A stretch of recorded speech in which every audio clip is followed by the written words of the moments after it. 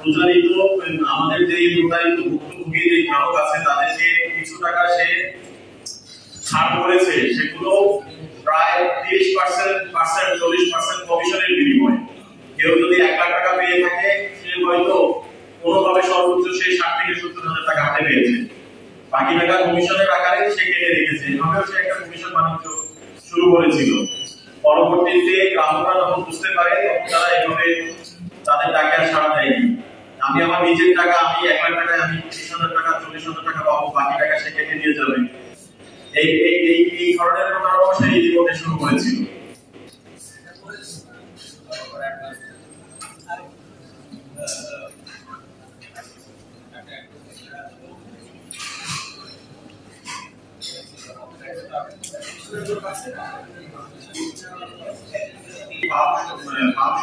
সমূহের পরিদর্শক আরজেএসসি এর নিবন্ধন অনুযায়ী সিইও এবং ব্যবস্থাপনা পরিচালক মোহাম্মদ রিপন মিয়া 2021 সালের 19 আগস্ট বাণিজ্য মন্ত্রণালয় স্মারক নম্বর 26/00/0016280123 অনুযায়ী একটি কারণ দর্শানোর নোটিশ জারি করা হয়।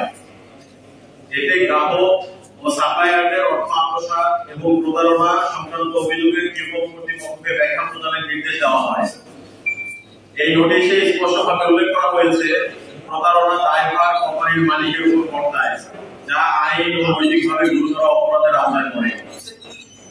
রিপন মিয়ার বিরুদ্ধে দেশের বিভিন্ন জেলার থানা ও আদালতে শত শত মামলা রয়েছে, যা অনেকগুলোর বিরুদ্ধে গ্রেফতারি পরোয়ানা পর্যন্ত জারি হয়েছে, কিন্তু অজ্ঞাত কারণে পর্যন্ত প্রশাসন গ্রেফতার করতে পারেনি বা ইচ্ছাকৃতভাবে গ্রেফতার করছে না।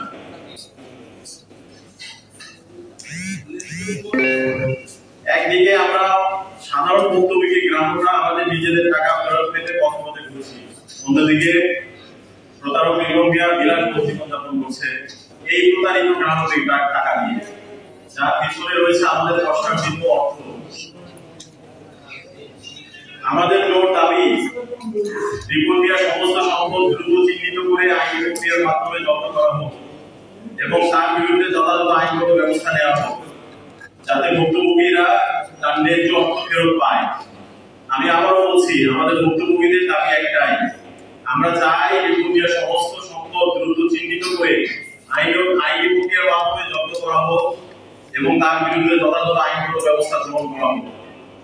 আমরা শুধু এখানে আমরা আজকে ভুক্তভোগী গ্রাহকই নই, আমরা পতিত স্বৈরাচার সরকার যখন এই জুলাই মাসে যখন আন্দোলন চলছিল রাজপথে, আন্দোলনের সহযোদ্ধা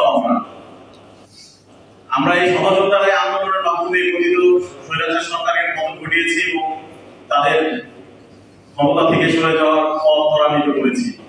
অথচ আজকে আমরা এই সরকার, আমাদের কাঙ্ক্ষিত যে সরকার ছিল, আমাদের রক্তের উপরে যে সরকার গঠিত হয়েছে, সেই সরকারের কাছে আমাদের আজকে আবেদন, আমরা যেন অন্তত এই সরকারের আমলে হিসাবটুকু আমরা বুঝে পাই। আমাদের প্রতারণার যে টাকাগুলো রিপন মিয়া আত্মসাৎ করে বসে আছে, বিলাসী জীবনযাপন করছে, আমরা যেন তার কাছ থেকে টাকাগুলো ফেরত পাই।